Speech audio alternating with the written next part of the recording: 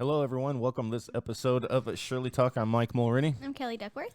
Kelly, let's go through the routine. Are you a doctor? Nope. Nurse? Nope. Attorney? No. We were just talking about attorneys. Nope. Not an accountant. We won't tell you what we said. Tax? No, nothing No. in taxes. All right. We do that because we like the EMT. No. No. You know what an EMT is? No. Yeah. So we do that because we want you to know that everything that you hear here on our show is our thoughts, our opinions, and we call it for entertainment purposes only. So if you hear us say something, get professional advice. Don't take our word for it. Make sure you talk to the professionals. And we have a professional here. How you doing, Miss Monica? I'm great. How are you? Look at my good friend Monica. I used to call her Monica Gary, but that's Perkins now. So Yes. yeah, we changed our names along the way. For those of you that heard the story of Shirley's Way, we started after my mom died from cancer, and we used to run. A bunch of us used to run, do the 5Ks and the Triple Crowns and stuff around Louisville. And Monica was one of those people. So what started it was Wendy and Carla. We were doing a 5K here in Louisville, and some friends of ours, Wendy and Carla, showed up after my mom died with shirts on that said "Cancer Sucks."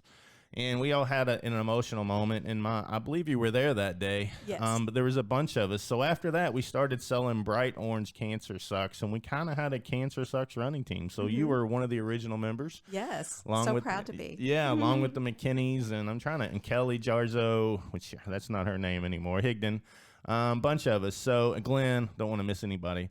So, but thanks for joining that. Obviously, you bought one of the first bright orange Cancer Sucks. Yes, I can't remember which race it was where we had the first two. Mm-hmm. The next one, we must have had at least 10 people. Mm-hmm. Karen was in on that Yeah. as well. Yeah. And then there was Wendy, actually our CFO. Wendy was part of that, Wendy Barker. Remember that? Yeah. Yeah. So, but it went from about 5 of us to about 10 of us to 15. And then next thing you know, there was about 100, 150 people wearing these bright orange shirts. So it was pretty cool. As we were doing that, we had a lot of conversations, and I know I've told this before. Libby was running, little bitty Libby McKinney, and she was running and had the Cancer Sucks shirt on, and somebody approached her about wearing that shirt and didn't have much nice to say to her. And little bitty Libby set him straight. Has anybody ever mentioned anything like that to you? Did anybody make any comments while you were wearing the bright orange Cancer Sucks shirts other than something positive? No, I only had positive remarks. People, thumbs up, cancer does suck, people telling their stories when you're wearing the shirt. Yeah. You're running and can't breathe, and you're trying to listen to Yeah, them. and people want to tell you what's what went on in their life. I remember running by this woman who had very short hair, and just for a second, she told me that she was actually battling cancer. And I think we were in the mini marathon that time. I was just like, this woman is running and has cancer. And I thought that was incredible. It just wakes you up to the resilience that people have for stuff like that. So it's just hard to fathom. You hear people who are so sick sometimes with cancer, and some people do pretty well with it, but some people are so sick they can't get out of bed. I can't imagine. It was a chore for me to get up and run. I hate running, to be honest. We just did it for a long time to try and stay healthy. But I can't imagine dealing with treatments and stuff like that and get out and do a 5K or a mini marathon or whatever it was. I have a friend going through breast cancer right now, and we actually had dinner last night. And a year ago, we had dinner, and she had just been diagnosed. And throughout this year, she's a realtor. She's a mom, 2 young children, and she has not put her life on hold. And I don't know how she's done it. She has talked about the exhaustion, just being almost lethargic, but then she gets up and does it. And it's been incredible. Yeah, the strength that people had. We had our friend Amanda in here. I don't know if you know Amanda Blackburn, but she was the same way. Long, black, beautiful hair. I guess she shaved it. She talked about it, so she found a wig to match that. Which long hair, it's probably easier to match. But I told her, I said, I've never seen you have a bad day. She goes, I got them. I just choose not to show it.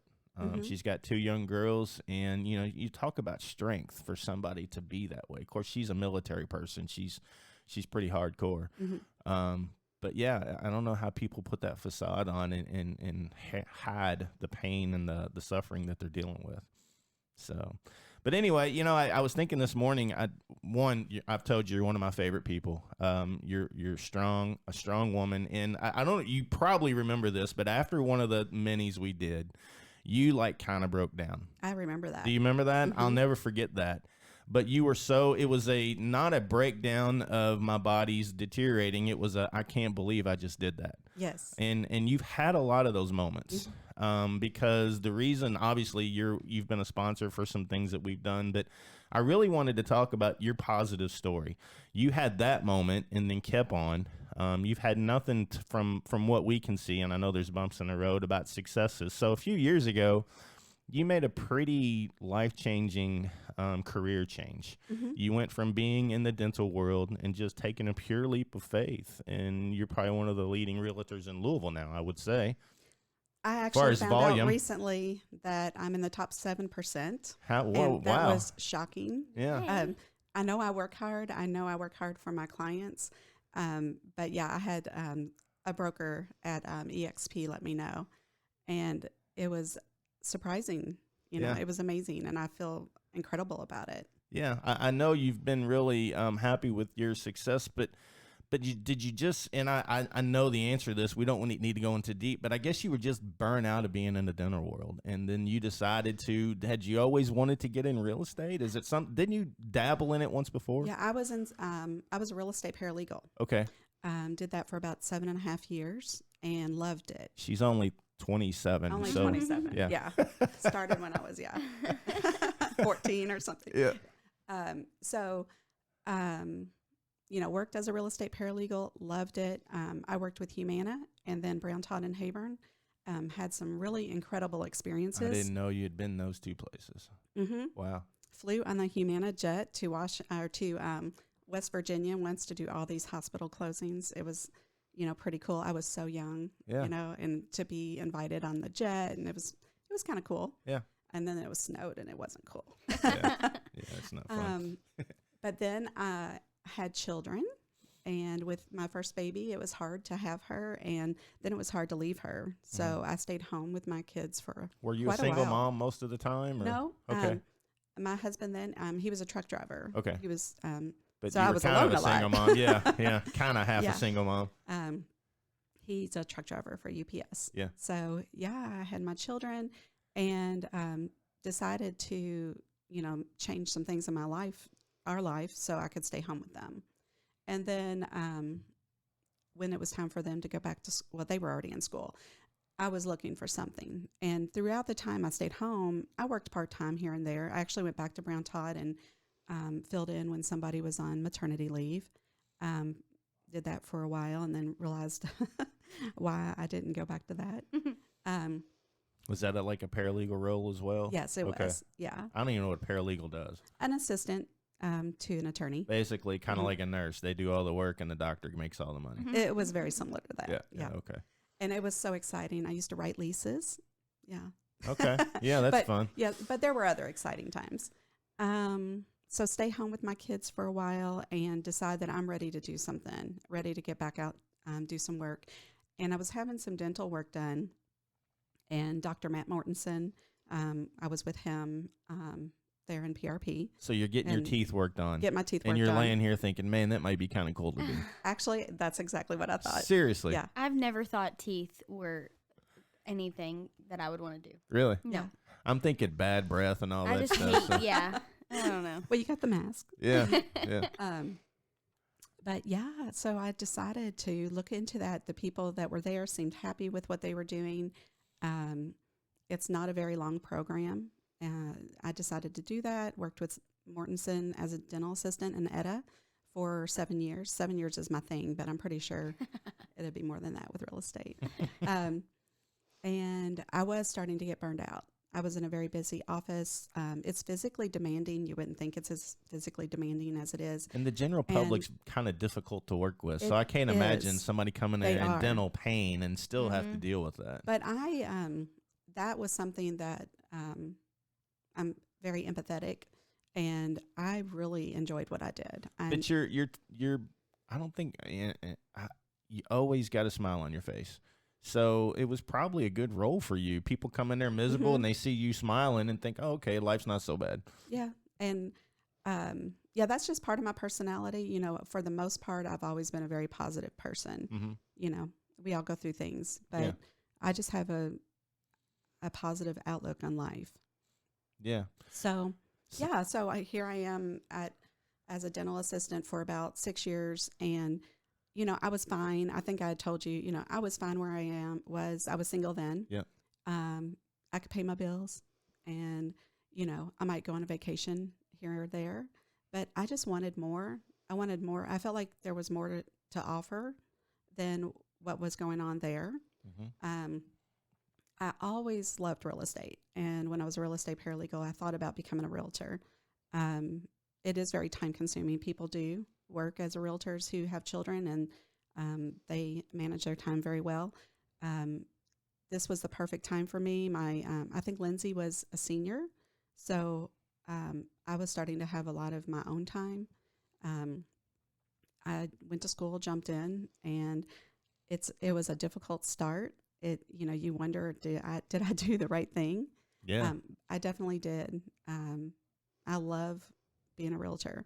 I love working with buyers and sellers and seeing people reach that dream of being a homeowner. Yeah. And I work with a lot of first-time home buyers, and it's the best thing to see somebody, you know, get their home. Yeah. Yeah. You know, I've thought about, actually, you sent me a message the other day, I asked you about it, and you sent me how to get educated on it. So I've thought about it as well. I just, you know, how, you know, do you work a lot of weekends, mostly evenings? My first year, I felt like I probably worked 18 hours a day. Yeah. I worked a lot of leads. That's how I got most of my business then. And, it was, you know, it was every hour of the day. Yeah. You know, whenever anybody's available to see a house, I was going to show it. I didn't stop. I worked weekends, and you know, I annoyed my daughters. We would be out to eat, and if you get a lead, you need to call them back now. Mm-hmm. And I'll be right back. I'll run outside with my phone and answer the call. Yeah, because if somebody calls and wants to see a house, if you don't run them right over there and show it, they're going to call the next person in and line. there are plenty of Yeah. realtors to do that. Yeah, so. and they'll call the next person in She line. was Kinsey and Christian's realtor. Yeah, I think I Yes. did see Because that. that Yeah. happened. So it's been almost a year now, but they were two of my good friends. Were trying to buy a home last year in this crazy housing market. And the realtor that they had, they would send him all of the houses they wanted to look at, and he would not respond for days, and then they would be gone. Because that's the way the market was. And so I really didn't even know you. I was just like, oh, she seems nice, and she supports Shirley's Way, so here you go. I so appreciated that referral as well. But they loved you. They are so sweet. Mm-hmm. And yes, I mean, especially at the time that they were looking, you couldn't wait one day. No. You could barely wait 2 hours. Yeah, and she was like, why do I have to keep sending all these houses to you? Isn't that your job originally? But no, it worked out good. Yeah. But man, what a leap of faith. So you went from paralegal to kind of stay-at-home mom, or vice versa, then to the dental world because you're sitting in a chair and thinking it'd be cool to do that. Mm-hmm. So you're going to stick with real estate for a while, obviously. It's working out for you. I Yeah. love real estate. Yeah. I don't blame you. I like looking at houses. I mean, I've been in the rental world for a little bit, and I'm getting out of that. But, you know, I've always enjoyed looking at houses and the different structures and stuff like that. I enjoy that as well, and I show houses and property in the country often. I love the drive. Yeah. And I meet so many interesting people. I see a lot of interesting things, you know. I bet. What's the craziest thing you've seen when you walk into a house? Me as a landlord, fleas and stuff are bad. So if you've walked in houses and can we talk about that? Absolutely, I don't care. So Don't name names unless you want to No. be. Yeah, but no, it's, So I go into a house, and I happen to take my husband with me to look at some repairs he might do in this house. I had been in the house a couple weeks prior, and the people who lived there were still there with their pets. Yeah. And didn't notice a problem then. And so we go back to that house, and it's been vacant for a couple weeks, you know, and there's pet debris, and it wasn't a great sight. You know, it's before we were all wearing masks. I didn't have a mask in my car. I would have put one on. So we check the house out. We leave. We get in the car, and I'm like, what's on my pants? Like it looked like my jeans were like jittering or something. Oh no. And I was like, oh my God. And I go, fleas. We jump out of the car. Joseph just starts undressing. And he's like, I typically have a tank top on. So I took off my top and like beating my legs with the top. And so we got attacked by fleas. So you are standing there naked outside your car? Not quite naked. Joseph was almost. That's hilarious. I was still like composed and, to a certain degree. And I felt like monkeys on the way home. He was like, while I was driving, I was like hoping I wouldn't wreck. And he was picking fleas off of me. Yeah. It was terrible. But so how do you have that conversation with somebody? He's like, look, I'd list your house, but you got to spray it first. Yeah, we're going to have to take care of this. Yeah. And that was a rental situation as well. Okay. But, with the pets there prior, it wasn't that big of an issue walking through. I've seen some crazy things. I walked in.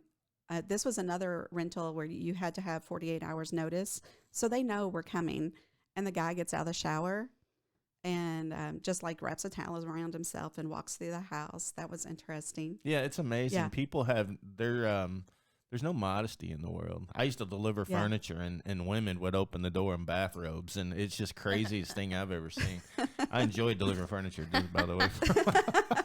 What kind of bathrobe will today bring? Yeah, I know. But it's I had a rental. I've had several rentals, and my daughter went with me one day, and we're standing there, and I swear it looked like somebody had a horse in that house. There was so many bugs, and the carpet was destroyed. And Addison's standing there, and she goes, Dad, what are those things on my legs? I said, get out now. And the fleas were just jumping on her legs. And I used to keep that Deep Woods Off spray in my car, and I got her out there, and I'm spraying her, and I think, oh my gosh, we're gonna go home. My wife's gonna kill me because we've been in a rental house where there's bugs everywhere, and we ripped all the carpet out of that house, and I actually had to go get a shot because I don't know, I guess there were termites. I don't know what was in the house, fleas and other things, but I'd been bitten so many times from that thing, so. It's incredible the way some of the houses, like I said, I'm sure. Another realtor friend told me one of the hardest discussions you have to have with somebody before you list their home is, hey, look, you're going to have to clean this place up. So I'm sure that's a very tough discussion. That is hard for me because I like to be nice. I have a very hard time being that direct with people. I mean, I've learned, some people could just go right in and say, you got to clean this up now. I do that, but I kind of, do it nicely. That is a difficult discussion. Yeah, he said the hardest one he's ever had is to tell a friend that, look, your house, it's disgusting, and you're going to have to do something with it before we sell it. So, of course, in today's market, it might not matter. Somebody might buy whatever just because they're trying to find a house. And that's been the case.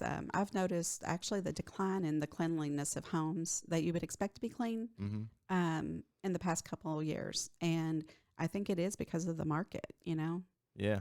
Somebody's going to buy it and it can be cleaned. Yeah. People are willing just right now to throw down any money and just assume they'll get it handled. But it's expensive to get some of that stuff done. I was talking to a family member the other day, and they're in the process of selling their house, and they've had 2 contracts on it so far. And this last contract, they're hoping to go through, and the buyers came back and said that their downspouts had some dings in them, and they wanted new downspouts. And I was like, what? I mean, my downspouts probably are 50 years old. If they even are there. Yeah. Like, who expects you to, just crazy requests. But, yeah, I try to keep things to major requests. You might have a buyer. And, if the buyer asks the realtor, to ask for that, then we do, But, yeah, you try to keep the major things on the repair request, not all the tiny little things. You can take care of. You can go to Lowe's and get that downspout. It's not very expensive. Yeah, she just told him, she's like, well, can we just take a couple $1,000 off and you fix it yourself because we don't want to do it. That's usually my step. Yeah. I'm not doing it. No. You can do it. This is what we'll do. But, yeah, I think it'd be fun to be a realtor sometimes. I just don't know. I see some incredible homes as well. Yeah, I bet. It's fun going through. What's the most amazing thing you've seen in a home? Oh, I just saw something recently. A couple days ago, actually. The homeowner had a remote, I don't know what to call it, like a pulley, but it lowers the chandelier that's in the foyer so that they can just basically stand there. He was getting up on a ladder for years cleaning the chandelier. Wow. And I had not seen that before. Yeah, that's pretty creative. The I new thought that was really thing, cool. I'm Yeah. on like realtor TikTok because I like looking at the luxury homes. Yeah. But they have these little grocery doors in the garage. Have you seen any of this? Grocery doors. Yes, where you can load into the yeah. pantry. Yeah, like you Yes. have a big walk-in pantry, but then you have this little small door in your garage. So when you pull in with your groceries, you just shove it in this door, and then it's in your pantry Really? when you walk in the house. Yeah, Yeah, it's pretty cool. that's That's a note pretty- in my future house. Mm-hmm. Huh. Because I That's hate loading cars or that's loading bougie. groceries to the house. It is bougie. It is, but you don't have Definitely to. Yeah, bougie. you don't have to walk into the house and around the corner. You just Yeah. put it in the door. Yeah, it's a great idea. Yeah. People are always coming up with creative stuff. Mhm. I was in an executive's house one time, and they had a swimming pool in the basement. That was one of the most Ooh, cool things I've nice. ever seen in my life. I do too when it rains too hard. Yeah. That's called the redneck swimming pool. No. It's not that bad. It's like a stream. Go fishing in your basement. So, well, thanks for coming in today. You know, if you had anything to tell somebody starting out, just wants to take a leap of faith, is there anything that you would suggest? Something maybe you wish you'd have thought of when you decided, I'm done with dental, I'm going to be a realtor? Something I would have thought of.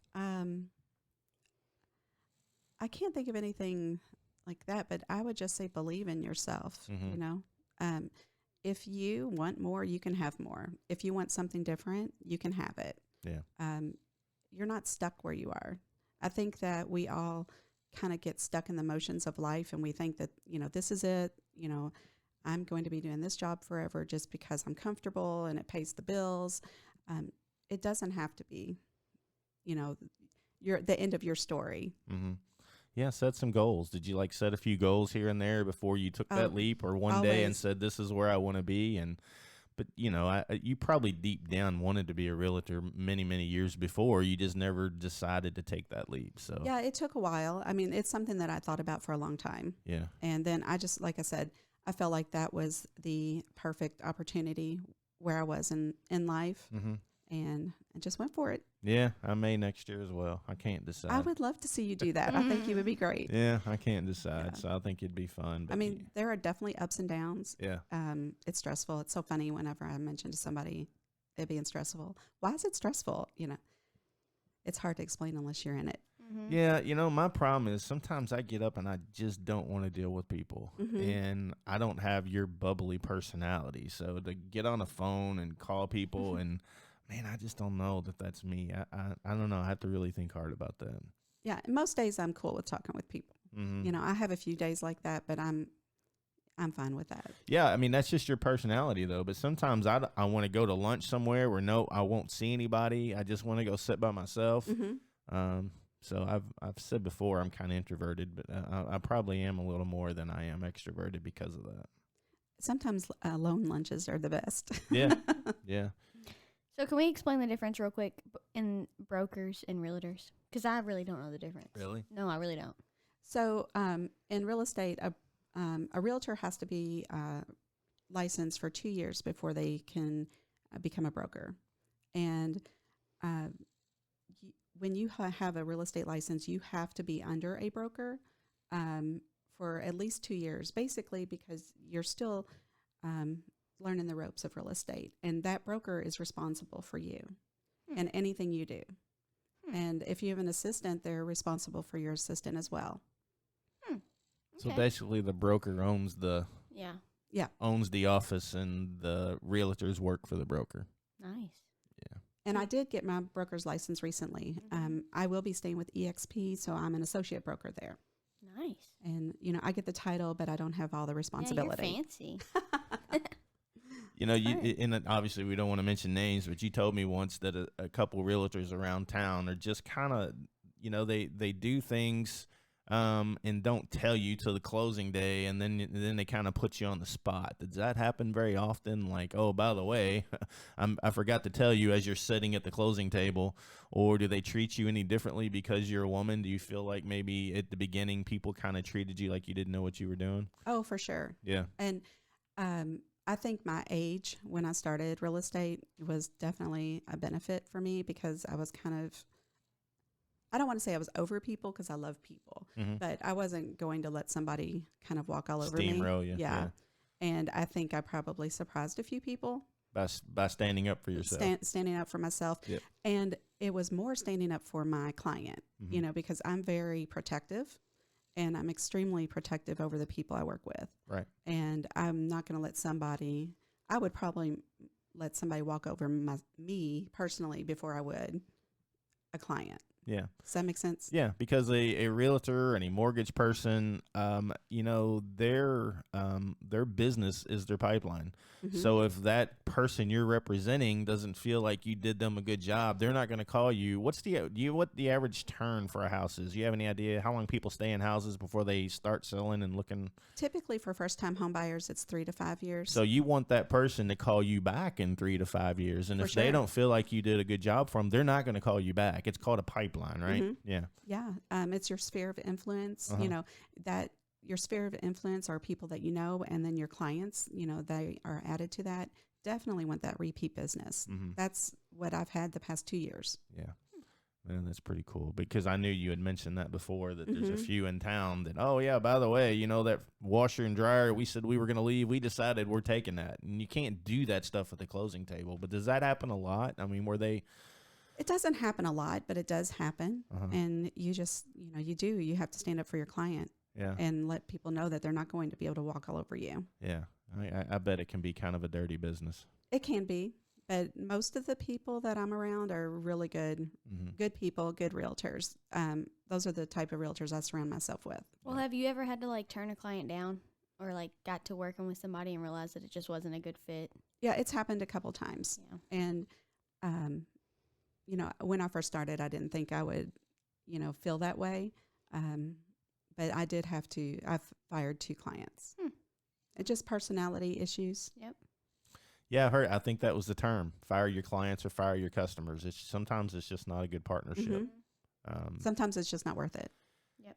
Yeah, some people can be demanding. I've had other realtor friends say, you know, this person, they want to hop in the car and want me to show them 25 houses, and then they'll turn around and buy a house from somebody else. And you're like, you know, why did you waste my time? But I'm sure you can get a sense from people sometimes if you think that's going to happen. And sometimes you just got to part ways.